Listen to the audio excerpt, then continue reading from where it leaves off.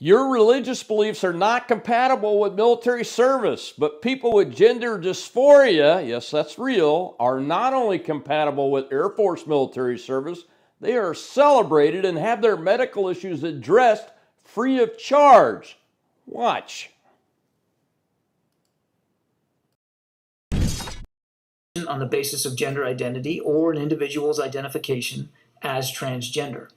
They provide a means by which to access into the military in one's self-identified gender, provided all appropriate standards are met.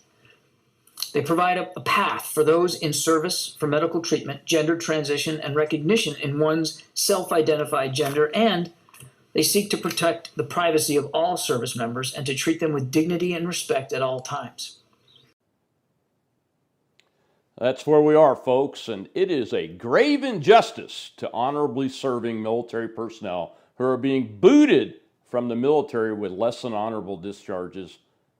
Just the News is reporting a federal judge on Tuesday ordered the Air Force to stop its enforcement of the military COVID-19 vaccine mandate against an officer whose religious accommodation request was denied. This is the first preliminary injunction granted against the Air Force's vaccine mandate.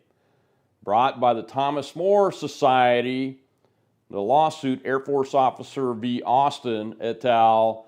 Early last month on behalf of an Air Force officer in the reserves who has served in the military for over 25 years. The officer declined to take the COVID vaccine because it is associated with aborted fetal cells.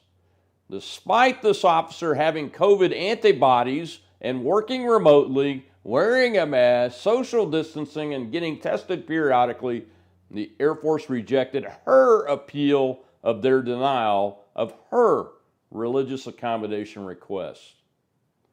Following the denied appeal, the Air Force gave the officer three options: get vaccinated, retire, or refuse the vaccine in writing.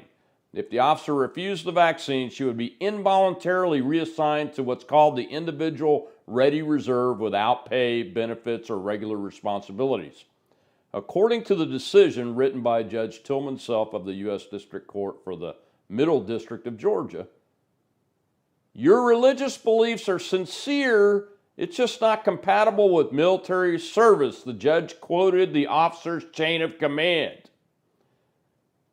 Self said that's about as blunt as it gets, adding in a footnote, this is how plaintiff's chain of command paraphrased why he thought she was denied a religious exemption for a COVID-19 vaccine.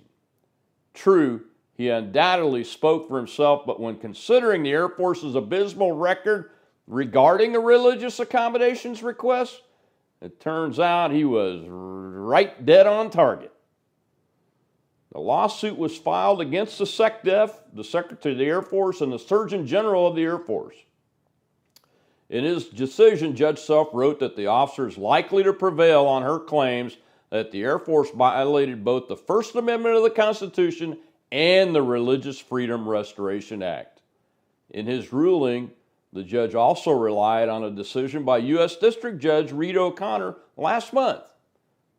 He granted a preliminary injunction against the Navy's vaccine mandate for plaintiffs seeking religious exemptions.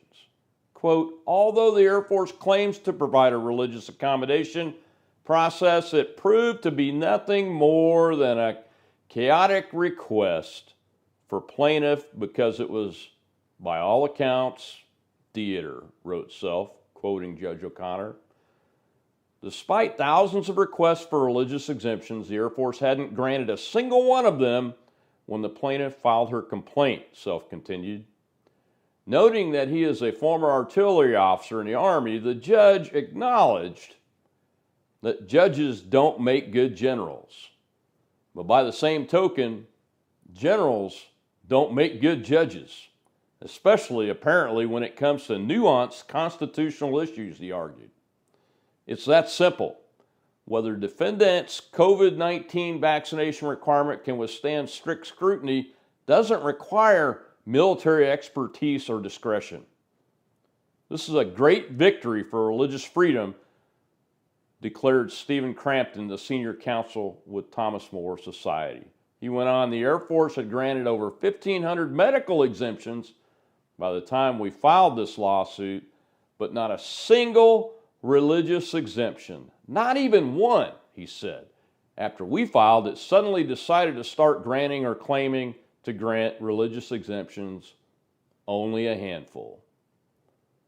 It's disgraceful how the military in general has disrespected fundamental First Amendment rights. We are grateful, he said, that the court has restored the free exercise rights of this courageous officer and are hopeful that her victory will help to protect the rights of conscientious objectors everywhere.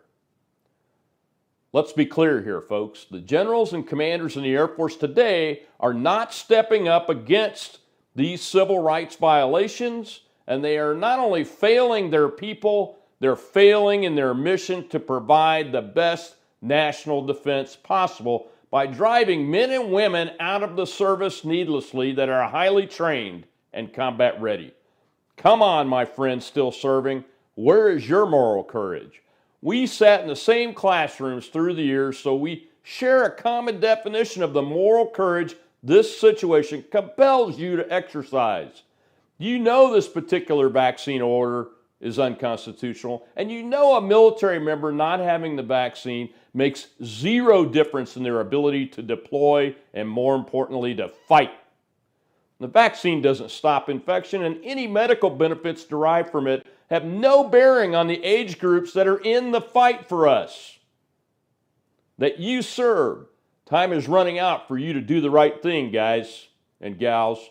Crimes against humanity don't allow for, I was just following orders, as an adequate defense.